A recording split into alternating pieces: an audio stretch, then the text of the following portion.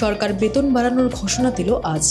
আর কাল সকালে কি বাজারের চাল, তেল, পেঁয়াজের দাম বেড়ে যাবে?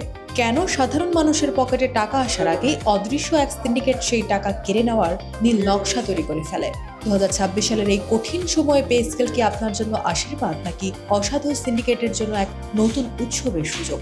আপনার সারা মাসের পরিশ্রমের টাকা বাঁচাতে ভিডিওটি শেষ পর্যন্ত দেখুন। 2026 সালে দাঁড়িয়ে আমরা যখনই নতুন পে স্কেলের কথা শুনি, তখন একদল মানুষের মুখে হাসি ফোটে আর বড় একটি অংশ ভয়ে আতঙ্কিত হয়। এই আতঙ্কের মূল কারণ হলো সিন্ডিকেট। সাধারণ মানুষের মনে এক বিশাল প্রশ্ন, সরকার বেতন বাড়ানোর সাথে সাথে কি সিন্ডিকেট আবার সক্রিয় হবে, নাকি এবার বাজার তদারকিতে কোনো পরিবর্তন আসবে? আজ আমরা উন্মোচন করব সিন্ডিকেটের সেই গোপন খেলার স্বরূপ। সিন্ডিকেট কেবল একদল অসাধু ব্যবসায়ী নয়, এটি একটি পরিকল্পিত সিস্টেম। যখনই পে স্কেল ঘোষণা হয়, সিন্ডিকেট বাজারে একটি কৃত্রিম সংকট তৈরি করে। তারা জানে যে মানুষের পকেটে এখন বাড়তি নগদ টাকা আছে, তাই তারা চাহিদার সুযোগ নিয়ে পণ্য মজুত করতে শুরু করে। যখন যোগান কমে যায় এবং চাহিদা তুঙ্গে থাকে, তখন তারা ইচ্ছে মতো চড়া দামে পণ্য বিক্রি করে। এভাবে আপনার বর্ধিত বেতনের একটি বড় অংশ কোনো বিনিময় ছাড়াই তাদের গুদামে চলে যায়। বর্তমান 2026 সালের বিশ্ব অর্থনীতি এবং স্থানীয় মুদ্রাস্ফীতির কারণে বাজার এমনিতেই উত্তপ্ত।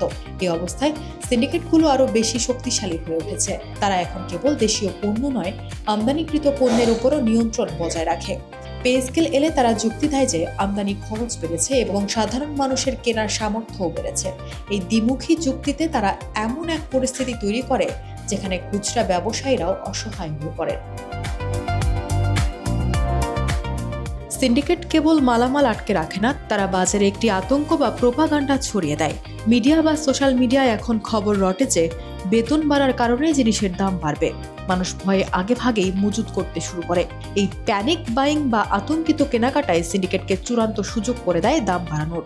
অর্থাৎ আপনার ভয়কেই তারা পুঁজিতে পরিণত করে। মাঠ পর্যায় থেকে পণ্য যখন শহরের পাইকারি বাজারে আসে, তখন প্রতিটি স্তরে এক অদৃশ্য হাত কাজ করে। পে স্কেলে পরিবহন শ্রমিক ও ট্রাক মালিকরা ভাড়া বাড়িয়ে দেন। এই সুযোগে পথে পথে থাকা চাঁদাবাজ ও মধ্যস্থভোগীদের তাদের কমিশন বাড়িয়ে দেয়। সিন্ডিকেট এই পুরো বিষয়টিকে দাম বাড়ানোর ঢাল হিসেবে ব্যবহার করে। তারা দাবি করে যে সব পর্যায়ে খরচ বেড়েছে, তাই দাম বাড়ানো ছাড়া উপায় নেই। সিন্ডিকেট কেন বারবার পার পেয়ে যায়? কারণ অনেক সময় বাজার তদারকি ব্যবস্থা কেবল খুচরা দোকানে সীমাবদ্ধ থাকে। বড় আড়তদার বা আমদানিকারকের গুদামে হাত দেওয়ার সাহস অনেকে পায় না।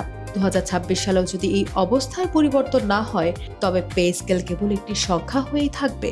সিন্ডিকেট ভাঙতে না পারলে সরকারের এই মহৎ উদ্যোগ সাধারণ মানুষের জন্য বিষাদের কারণ হয়ে দাঁড়াবে।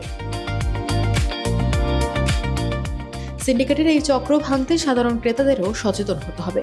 বেতন বাড়ার সাথে সাথে অপ্রয়োজনীয় কেনাকাটা বা প্যানিক বাইং বন্ধ করতে হবে। ভোক্তা অধিকার সংরক্ষণ অধিদপ্তরের সাথে সরাসরি যোগাযোগ বাড়াতে হবে। এছাড়া সরকার যদি সরাসরি কৃষকের কাছ থেকে পণ্য এনে বিক্রির ব্যবস্থা করে, তবে সিন্ডিকেটের হাত থেকে রক্ষা পাওয়া সম্ভব। পরিশেষে বলা যায়, পে স্কেল এলে সিন্ডিকেট অবশ্যই সুযোগ নেওয়ার চেষ্টা করবে। যদি তাদের সেই পথ খোলা রাখা যায়, এটি কেবল প্রশাসনিক লড়াই নয়, এটি একটি নৈতিক লড়াইও বটে। আমরা আশা করি 2026 সালের এই সুযোগ বেতন কাঠামো যেন সিন্ডিকেটের উৎসবের কারণ না হয়ে সাধারণ মানুষের জীবনমান উন্নয়নের চাবিকাঠি হয়।